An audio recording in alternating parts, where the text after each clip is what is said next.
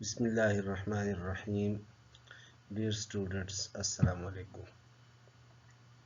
I hope you all will be fine and enjoying your online lectures. Today, this is 18th December, lecture number 6, week 3. Name of the chapter is Percentage and second chapter, class 11th, subject Business Mathematics. Next one is chapter number 2, Percentage, means per 100. And this is exercise number 2, set A. We have studied 9 questions earlier, and now this is 10th question of this exercise. The statement of the question is, find the rate on the cost of a table which is sold for rupees 560 and cost of rupees 450. इसमें कहता है कि अगर किसी table का cost price 415 rupees है और उसका सेल प्राइस 560 रुपीज़ है, तो इसमें रेट मालूम कर ले कि जो डिस्काउंट हुआ है उसका रेट क्या है। तो इस पर्पस के लिए सबसे पहले हम गिवन डेटा लिखते हैं कि गिवन डेटा हमारे पास क्या है। देखिए, गिवन डेटा हमारे पास है कि cost price is equal to 415, sale price 560. Since sale price is greater than cost price, so there will be profit. अगर सेल प्राइस ज़्यादा है और कॉस्ट प्राइस कम है तो फिर प्रॉफिट होगा, और अगर कॉस्ट प्राइस ज़्यादा है और सेल प्राइस कम है तो फिर उस केस में लॉस होगा। तो प्रॉफिट के लिए हमारे पास फार्मूला है कि profit is equal to sale price minus cost price. So profit will be equal to 560 rupees minus 415 rupees. So the profit will be 145 rupees. Now what is the rate? So rate mean profit divided by the original price, that is cost price, or multiplied by 100, that will be the percentage. So rate percent is equal to profit over cost price. अगर आप यहाँ ये percent का symbol ना लिखे तो इसके साथ मल्टीप्लाइड बाई 100 लिखेंगे. So rate is equal to 145 over 415. अगर आप इसको सिंप्लीफाई करेंगे तो 0.35 आ जाएगा. अब अगर आप यहाँ से डेसिमल ख़त्म कर ले तो नीचे 10 आ जाएगा. So rate percent will be equal to 35%. यहाँ पे हमारे पास जो रेट है वो 35% बनेगा. इसी तरह नेक्स्ट क्वेश्चन है, find the rate on the cost of rupees 560 and cost of rupees 150. ये वही क्वेश्चन है लेकिन दूसरे मेथड से मैंने किया. अल्टरनेट मेथड मैंने लिखा है, इट मींस के हम दूसरे मेथड से इसी क्वेश्चन को कर रहे हैं. वही क्वेश्चन है, 560 रुपीज़ हमारे पास सेल प्राइस है और 415 इसका कॉस्ट प्राइस है. तो हमारे पास फार्मूला है, ये फार्मूला आपको याद होना चाहिए. अगर आप उस तरीके से नहीं करते तो इससे भी मालूम कर सकते हैं कि S is equal to C into 1 plus R. S क्या चीज़ है?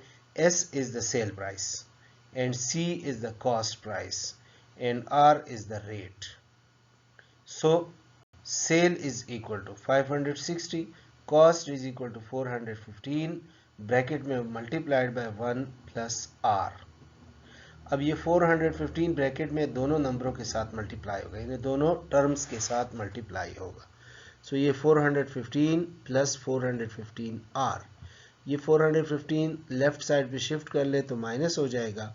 सो 560 माइनस 415 इज इक्वल टू 145, और राइट साइड पे 415 आर एज इट इज आ जाएगा. और हम ये लिख सकते हैं कि ये जो राइट साइड पे एलिमेंट है इसको लेफ्ट पे लिख ले और जो लेफ्ट पे है उसको राइट साइड पे लिख ले. सो 415 आर इज इक्वल टू 145। ये इसलिए कि जो अननोन वैल्यू होती है वो अक्सर हम जो है ना लेफ्ट साइड पे लिखते हैं। अब 415 से डिवीजन करें तो वही केस बन गया, 145 डिवाइडेड बाई 415.35 आ जाएगा। डेसिमल को ख़त्म करें तो r इज इक्वल टू 35/100। सो 35 और 100 मीन 35%। 35 मल्टीप्लाइड बाई 1/100 और 1/100 के लिए हम परसेंटेज यूज करते हैं, तो r इज इक्वल टू 35% बन जाएगा। नेक्स्ट क्वेश्चन है 2.11। कहता है कि amen paid zakat of rupees 312.50 at the rate of 2/1/2% per annum of his wealth. What is the value of his wealth? कहता है कि एक बंदा है, उसने ज़कात दिया है 312.50 रुपीस और रेट ऑफ ज़कात जो है 2/1/2% है। यहाँ इस क्वेश्चन में हमें तो गिवन है रेट के 2/1/2%, लेकिन बाज़ औक़ात हमें क्वेश्चन में ये गिवन नहीं होगा, तो ये आपको पता होना चाहिए कि इस्लामिक पॉइंट ऑफ व्यू से कि इस्लाम ने जो ज़कात इम्पोज किया है वो 2.5% या 2/1/2% होता है। P.A का मतलब है per annum mean per year, यानी एक साल के बाद ज़कात देना पड़ता है उस अमाउंट पे जो एक ख़ास निसाब है वहाँ तक पहुँच जाए तो उस पे ज़कात फ़र्ज़ होता है। और ज़कात का जो रेट है वो 2.5% या 2/1/2% होता है। तो एक बंदे ने इस रेट से ज़कात दिया है 312.50, तो ये कहता है कि what is the value of his wealth, उसकी वेल्थ की वैल्यू कितनी थी। मींस कि उसकी जो प्रॉपर्टी है या जो उसके पास पैसे है वो कितनी कीमत थी उसकी, वो कीमत मालूम कर लें। इस पर्पज़ के लिए हम सपोज करते हैं कि जो ओरिजिनल प्राइस है, जो उसकी वैल्यू है, वेल्थ की जो वैल्यू है वो सपोज x है। Let his wealth be x, then total zakat paid 312.50 और रेट ऑफ ज़कात 2/1/2%, 2 2 4 + 1 5/2% हो जाएगा। So zakat at the rate of 5/2% of x is equal to 312.50। So 5/12 multiplied by 1/100 multiplied by x, percent के लिए 1/100 multiplied by x is equal to 312.50। Cancellation कर लें, 5 और 100 की कैंसिलेशन हो जाएगी, 20 आ जाएगा यहाँ पे। 20 और 2 की मल्टीप्लिकेशन 1/40 और 40 को क्रॉस मल्टीप्लाई कर लें तो ये 12,500 मीन्स कि उसके जो वेल्थ की वैल्यू है, value of the wealth is ₹12,500। Next question है कि the selling price of a steel cabinet is ₹840 and the gross profit is 10% of the cost. Find the cost. So selling price हमें given है, यानी sale price given है, rate of profit given है, तो cost मालूम कर लें। Let the cost price be x, then profit at the rate of 10% mean 10/100x, 10% of x, 10/100x which is 1/10x हो जाएगा। नाउ कॉस्ट प्राइस देखो, पिछले उसमें हमने फार्मूला लिख लिया कि profit is equal to sale price minus cost price. वही कॉस्ट प्राइस यहाँ शिफ्ट कर ले तो सेल प्राइस हमारे पास आ जाएगा cost plus profit is equal to sale price. अब कॉस्ट हमने x सपोज किया, प्रॉफिट हमारे पास 1/10x है, ये लिख ले साथ, और सेल प्राइस 840 रुपीज़ है। इसका एलसीएम ले ले 10, तो 10x + 1x 11x हो जाएगा। अब 11/10 को इन्वर्ट करके मल्टीप्लाई कर ले दोनों साइड से, क्योंकि ये मल्टीप्लिकेटिव इन्वर्स में मल्टीप्लाई करना होगा ताकि x के साथ हमारे पास कोएफिशिएंट 1 आ जाए। सो 10/11, अब 11 और इसकी कैंसिलेशन नहीं हो रही, सो 10 और 840 को मल्टीप्लाई करें तो 8400 डिवाइडेड बाई 11, अगर आप सिंप्लीफिकेशन करेंगे तो 763.63, ये उसके लिए कॉस्ट प्राइस है और सेल प्राइस जो है वो 840 रुपीज़ है। नेक्स्ट है 2.13। A man spent 70% of his income and save rupees 4500. What is the income? What is his income? एक बंदा है जो 70% अपनी तनख्वाह का या इनकम का वो खर्च करता है और उसने 4500 रुपीज़ बचा लिए, तो उसकी टोटल इनकम कितनी है? हम सपोज करेंगे कि let the required income be X, then amount spent at the rate of 70%. तो चूंकि इनकम x है तो 70% of x, that is 70 over 100x. 0 0 cancel होगा तो 7/10x आ जाएगा. ये क्या है? ये अमाउंट वो अमाउंट है जो इसने खर्च किया है. अब इसकी सेविंग क्या होगी? इसी अमाउंट को टोटल जो इनकम है उससे ये माइनस कर ले, तो ये हमारे पास क्या आ जाएगा? इसका जो खर्च किया हुआ सेविंग है वो आ जाएगा. Sorry, saving is equal to x minus 7/10x.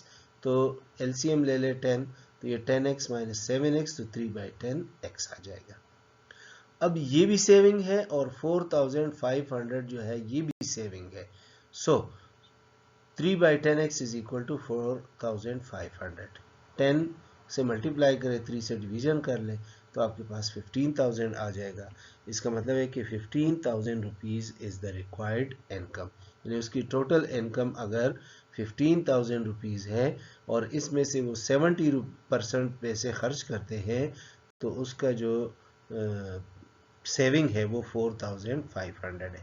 इसका मतलब है कि 11,500 वो खर्च कर रहा है. नेक्स्ट क्वेश्चन है, Adil got 70 question corrected in a test with 75 questions. Total जो टेस्ट में क्वेश्चन है वो 75 है. इसने 70 क्वेश्चन अदील ने इसमें करेक्ट किए हैं. What percent did he have correct? उसने कितने परसेंट क्वेश्चन ठीक किए हैं? तो पिछले वाले क्वेश्चन की तरह है जो पहले नंबर पे हमने पढ़ लिया, जिसमें रेट मालूम करना था. तो यहाँ भी रेट मालूम करना है. व्हाट परसेंट यानी परसेंटेज मालूम करनी है. Total number of question is equal to 75. Corrected question 70, तो परसेंटेज क्या आ जाएगा? 70 ओवर 75 या 14 ओवर 5. दोनों 5 से कैंसिल हो सकते हैं, तो 14 5 आर और 15 5 आर. कैंसिलेशन कर लें, 93.33% आ जाएगा. कैंसिलेशन करें या सिंप्लीफिकेशन करें तो 93.33% बनेगा. क्योंकि कैंसिलेशन तो नहीं हो रही, 14 को 15 से डिवाइड करना पड़ेगा, तो 93.33 ये इसकी परसेंटेज होगी. नेक्स्ट क्वेश्चन है 2.15. ये कहता है कि A and B together invest rupees 52,000 in a small business. A's share of investment is 36% of this amount. Find B's investment in this business. Total जो अमाउंट है वो हमारे पास है 52,000 रुपीज़, जो इन दोनों ने इन्वेस्ट किए हैं. मिला के इन्वेस्ट जो किए 52,000 रुपीज़ है. इसका 36% अमाउंट जो है ये ए का शेयर है और बाकी जो है वो बी का शेयर है. तो वो कहते हैं कि बी की जो इन्वेस्टमेंट है वो मालूम करें, यानी बी का शेयर मालूम कर लें कितने पैसे उसने इन्वेस्ट किए हैं. तो सबसे पहले हम 52,000 का 36% मालूम करेंगे और फिर इससे सब्ट्रैक्ट कर लेंगे. सो investment of A 36% of 52,000.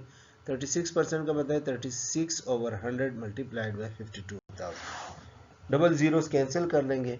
520 multiplied by 36, तो ये 18,720. ये इसकी इन्वेस्टमेंट है ए की. अब ये इन्वेस्टमेंट जो है ये टोटल अमाउंट में से माइनस कर लें. So investment of B that is equal to 52,000 minus 18,720, जो कि ए का इन्वेस्टमेंट था, वो इसमें से माइनस हो जाएगा. तो बी का इन्वेस्टमेंट 33,280 रुपीज़ आ जाएंगे. ये हमारे पास इसकी इन्वेस्टमेंट हो जाएगी. नेक्स्ट क्वेश्चन है कि last month a store sale were rupees 25,000 and this month the sale are rupees 45,230. Find out the percentage increase in the sale. ये कहते हैं कि पिछले महीने एक शॉप है, उसकी जो सेल है वो 25,000 रुपीज़ है और इस महीने उसकी सेल 45,230 रुपीज़ है। तो बताएं कि इसकी प्रॉफिट में जो इंक्रीज हुआ है उसकी परसेंटेज मालूम कर ले। मतलब इसकी सेल में जो इंक्रीज हुआ है, प्रॉफिट में नहीं सॉरी, जो इसके सेविंग में सॉरी सेल में जो इसकी इंक्रीज हुई है उस इंक्रीज की परसेंटेज मालूम, यानी किस परसेंटेज से इसकी इंक्रीज हुई है सेल में। So last month sale ₹25,000, this month sale ₹45,230। तो इसकी इंक्रीज कितना आ गया? 45,230 में से 25 माइनस कर ले। इंक्रीज इन सेल 45,230 माइनस 25,000, ये बन जाएगा 20,230 रुपीज़। इतना इंक्रीज हो गया। अब ये इंक्रीज किस में हो गया? फॉर्मूला हमारे पास ये, percentage increase is equal to increase divided by base multiplied by 100। अगर ये डिक्रीज होता तो फिर हम यहाँ डिक्रीज लिखते और बेस हमारे पास है 25,000, मीन जो ओरिजिनल प्राइस है जो लास्ट मंथ की सेल है वो 25,000 है। So percentage increase equal to 20,230 divided by 25,000 multiplied by 100। ये सिंप्लीफाई कर ले, ये 2 जीरोस तो कैंसिल हो जाएंगे। 2230 को 250 से डिवाइड कर ले तो बल्कि 3 जीरोस कैंसिल हो जाएंगे, एक जीरो यहाँ भी कैंसिल हो जाएगा। तो 23 डिवाइडेड बाय 25 सिंप्लीफाई करें तो 80.92%। ये इसकी परसेंटेज इंक्रीज है कि सेल में इतना इंक्रीज हो गया एक महीने के अंदर। नेक्स्ट क्वेश्चन है डिस्काउंट का। ये टॉपिक चेंज हो गया, अभी तक हम जो है ना वो परसेंटेज मालूम कर रहे थे। नेक्स्ट हमारा पास है डिस्काउंट। डिस्काउंट क्या होता है? A reduction made from the gross amount or value of the something is called discount. यानी वो रिडक्शन, वो अमाउंट जो एक दुकानदार किसी को छोड़ता है या जो आप चीज़ बेच रहे हैं उसमें आप किसी को कुछ पैसे छोड़ रहे हैं तो that is called discount. So a reduction made from the total amount or value of a something is called discount। जैसे एक दुकानदार के पास आप जाते हैं, मेडिसिन लेते हैं, उस मेडिसिन पे अगर आप प्राइस देखें तो कुछ लिखा होता है, आपको जब देते हैं, अक्सर दुकानदार ऐसे होते हैं, तो वो आपको परसेंटेज देता है डिस्काउंट, तो फिर वो उसकी प्राइस कम होगी। इसी तरह आप शूज़ लेते हैं, ये किसी से मतलब ये बाटा या कोई मतलब ब्रांड से आप जो है ना वो शूज़ लेते हैं, कोई शर्ट लेते हैं, तो उस पर लिखा होता है कि इतने % डिस्काउंट है। तो वो डिस्काउंट क्या है? वो परसेंटेज आप मालूम करके ओरिजिनल जो प्राइस या मार्क प्राइस है या जो लिखा हुआ प्राइस है उसमें से जब वो माइनस करते हैं तो वो डिस्काउंट कहलाता है। नेक्स्ट हमारे पास है ये क्वेश्चन है 2.17। Sultan Ahmed purchased a merchandise for ₹7,500. He was allowed a trade discount of 7%. Find the amount of discount. सुल्तान अहमद ने कोई चीज़ खरीदी है, मर्चेंटाइज मीन करियाने की कोई चीज़ खरीदी है, तो उस पे उसकी प्राइस है 7,500 रुपीज़। यानी कोई चीज़ वो खरीद रहा है, उस पे लिखा हुआ है price 7,500। He was allowed a trade discount of 7%। उस चीज़ पे 7% उसको डिस्काउंट अलाउ किया गया है। So find the amount of discount. उसका डिस्काउंट मालूम कर लें कि उसका कितना डिस्काउंट बन गया। तो देखिए टोटल अमाउंट 7,500 है, रेट ऑफ डिस्काउंट 7% है, so amount of discount that is equal to rate percent multiplied by total price. अगर आप ये ना भी लिखें, ये इस लाइन की कोई ज़रूरत नहीं है, आप सिंपल लिख लें 7% ऑफ 7,500। तो 7/100 मल्टीप्लाइड बाय 7,500। डबल जीरोस के साथ कैंसिल होंगे, 7 मल्टीप्लाइड बाय 75, 525 उसको डिस्काउंट मिलेगा। मींस कि अगर वो 7500 की आर्टिकल है तो उसको मिलेगा 6000 समथिंग में, मींस कि 6975 रुपीज़ में उसको मिलेगा, 525 उसको डिस्काउंट मिलेगा, यानी वो दुकानदार इसको 525 रुपीज़ सस्ता देगा। नेक्स्ट है mister Naveed purchase 50 books of economics from Kitab Markaz Faisalabad. The printed price of each book is rupees 35, 35.00 यानी 35 rupees. If a trade discount of 15% is allowed to him, find the discount and net price of the books. यानी 50 books उसने खरीदे हैं, एक book की price 35 rupees लिखी हुई है, उसको 15% डिस्काउंट दिया गया है, तो बताएं कि उसने find the discount and net price of the books. एक तो इसकी डिस्काउंट मालूम कर ले और दूसरी जो 50 बुक्स की जो नेट प्राइस है वो मालूम कर ले। So printed price of a book 35 rupees, printed price of 50 books multiply करेंगे 50 multiplied by 75 multiply 35 multiplied by 50, ये आ जाएगा 1750.00। रेट ऑफ डिस्काउंट जो है वो 15% है, तो अब 15% डिस्काउंट मालूम कर लें। Amount of discount is equal to rate percent multiplied by total price. अगर ये ना भी लेके तो 15% ऑफ 1750, इसका 15% मालूम कर लें। ये डबल ज़ीरोज़ आ जाएंगे, ये डबल ज़ीरोज़ कैंसिल नहीं होंगे क्योंकि ये तो डेसिमल के बाद में है, इससे कोई अगर ये आप ना भी लेके तो इससे कोई फ़र्क नहीं पड़ेगा, ये जस्ट कंफ्यूज करने के लिए उसने दिया है, अदरवाइज़ इसकी कोई ज़रूरत नहीं है। जो प्राइस है वो 1750 रुपीज़ है, ये डेसिमल के बाद जो ज़ीरोज़ है इसकी कोई वैल्यू नहीं है, ये आप ख़त्म कर सकते हैं। तो 15/100 मल्टीप्लाइड बाई 1750, सिंप्लीफाई करोगे 262.50, ये डिस्काउंट मिलेगा इसको, जो 50 बुक्स है उस पर ये डिस्काउंट इसको मिलेगा। So net price of the books, total price minus discount, तो 1750 जो है हमारे पास क्या है, टोटल प्राइस है, और 262.50 इसकी डिस्काउंट है, तो फिर 1487.50 ये नेट प्राइस आएगा। मतलब टोटल प्राइस तो बनता है 1750 यानी 1750 रुपीज़ बनता है, लेकिन इसको डिस्काउंट मिलेगा 262.50 एट द रेट ऑफ 15% के हिसाब से, तो इसका टोटल जो हमें पे करना पड़ेगा यानी नेट जो प्राइस है वो 1487.50 है, तो ये अमाउंट इसको पे करना पड़ेगा। नेक्स्ट क्वेश्चन है a T shirt marked at ₹145 was sold for ₹100 in clearance sale. Find the rate of discount. एक शर्ट है उसकी प्राइस 145 रुपीज़ है और सेल प्राइस उसकी 100 रुपीज़ है, तो इसमें डिस्काउंट कितना मिल गया, 145 minus 100 which is equal to 45।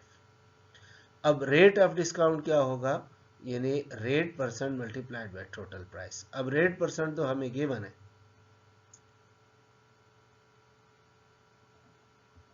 So rate percent इसका हो जाएगा, हमें कहा था कि find the rate of the discount, discount का रेट क्या है, तो 45 डिवाइडेड बाय 145, ठीक है, 45 डिवाइडेड बाय 145 करोगे और मल्टीप्लाइड बाय 100, उससे सिंप्लीफाई करके आपके पास रिजल्ट आ जाएगा। ये आपका होमवर्क हो गया, बाकी ये आपने एज अ होमवर्क सॉल्व करना है। नेक्स्ट है 2.20, a furniture dealer paid rupees 10,000 for 50 lawn chairs on which he had been given discount of 12%. Find the price of lawn chair. Find the price of a lawn chair, यानी एक chair की price मालूम कर लें। एक furniture dealer है, 50 lawn chair वो 10,000 rupees उसके लिए पे करता है, तो इसकी 12% इसको डिस्काउंट मिला है, on which he had been given discount of 12%, इस पे इसको 12% डिस्काउंट मिल गया। Find the price of a lawn chair, एक चेयर की प्राइस मालूम कर लें। तो देखिए net price of 50 lawn chair is equal to 10,000 rupees. Net price है, यानी डिस्काउंट के बाद जो उसने पे किया है वो अमाउंट है। अब 50 से डिवाइड कर ले तो 1 चेयर आ जाएगा। Net price of 1 lawn chair यानी 10,000 डिवाइडेड बाई 50 कर ले तो 200 आ जाएगा। अब ये एक चेयर की प्राइस है। रेट ऑफ डिस्काउंट क्या है, वो 12% है। हम सपोज करते हैं कि let the mark price be 100, then 12% चूंकि इसका डिस्काउंट है तो net price will be 88 rupees. अब if the net price of a chair is 88 rupees then the mark price is 100। If the net price of a chair is rupees 1, 88 से divide करें दोनों side तो 1 आ जाएगा। Then mark price will be 100 को भी 88 से डिवाइड करेंगे क्योंकि दोनों साइड हम इक्वेशन में एक ही नंबर से डिवाइड कर सकते हैं। Now if the net price of a chair is 200 rupees then mark price is 100 over 88 multiplied by 200। simplify करोगे तो 25 और 11 means 227.27 रुपीज आ जाएगा। यानी एक चेयर का प्राइस 227.27 ये मार्क प्राइस है और इसको मिला कितने का है, उसको 200 रुपीज का मिला है। चूंकि 12% इसको डिस्काउंट दिया गया है तो ये बाकी जो 27.27 है ये डिस्काउंट वाला अमाउंट है। नेक्स्ट क्वेश्चन है mister Zahoor allows 10% trade discount and 3% cash discount. Find the net amount be paid if the mark price of a cooler is rupees 13,500। ये क्वेश्चन जरा गौर से सुने, इसमें बहुत इंपॉर्टेंट बात है कि दो डिस्काउंट्स दिए गए हैं, एक ट्रेड डिस्काउंट है, एक कैश डिस्काउंट है। So mister Zahoor allows 10% discount and 3% cash discount. 10% जो है वो ट्रेड डिस्काउंट है और 3% जो है वो कैश है। Find the amount be paid if the mark price of a cooler is rupees 13,500। तो मार्क प्राइस ये आ गया, 10% ट्रेड डिस्काउंट है, 3% कैश डिस्काउंट है। Trade discount at the rate of 10%, 10% of 13,500, so 10 over 100 multiplied by 13,500 तो 1350 आ जाएगा। ये trade discount है, मतलब दुकानदार जो जनरल सब लोगों को देता है वो 1350 है, वो ट्रेड डिस्काउंट है। अब रिमेनिंग अमाउंट कितना बच गया, इसकी टोटल प्राइस थी 13,500, इसमें से 1350 माइनस कर लोगे तो 12,150 रुपीज, यानी आम आदमी जो है वो अगर उधार पे लेता है तो 12,150 रुपीज पे करेगा। अब अगर कोई कैश पेमेंट देता है तो कैश पेमेंट पे उसके ऑफर ये है कि 3% मजीद डिस्काउंट दे रहा है, तो कैश डिस्काउंट जो है वो 3% है। 3% ऑफ दिस अमाउंट अब मालूम होगा क्योंकि ये अमाउंट अब हमारे पास है, इसका जो सेल प्राइस है वो ये है। तो 3% ऑफ दिस अमाउंट ये आ जाएगा 364.50। तो अब देखिए दो डिस्काउंट्स हमें मिल गए, एक तो 1350 मिल गया, एक 364.50। दोनों को प्लस कर ले तो टोटल डिस्काउंट मिल जाएगा। So total discount is 1350 plus 364.50, ये बन जाएगा 1714.50, 1714.50। अब इस अमाउंट को 13,500 से माइनस करें तो आपके पास नेट अमाउंट आ जाएगा, क्योंकि यहाँ इसने कहा है कि नेट अमाउंट मालूम कर लें। Find the net amount. So net price of the cooler 13,500 minus 1,714.50, तो ये आ जाएगा हमारे पास 11,785.50। अगर कैश पे कोई कूलर ले रहा है तो 11,785 का मिलेगा, और अगर उधार पे ले रहा है तो फिर 12,150 रुपीज पे मिलेगा। Thank you. ये हमारा लास्ट क्वेश्चन था और एक लेक्चर हमारा रह गया, वो इंशाल्लाह नेक्स्ट वीक में हम सॉल्व करेंगे, यानी नेक्स्ट लेक्चर जो हमारा होगा वो नेक्स्ट वीक में होगा।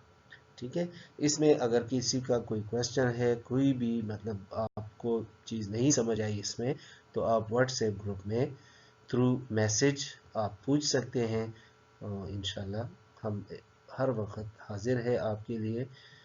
जो भी आप क्वेश्चन करेंगे इंशाल्लाह उसके जवाब आपको हम प्रोवाइड कर देंगे। Thank you. अल्लाह हाफिज़।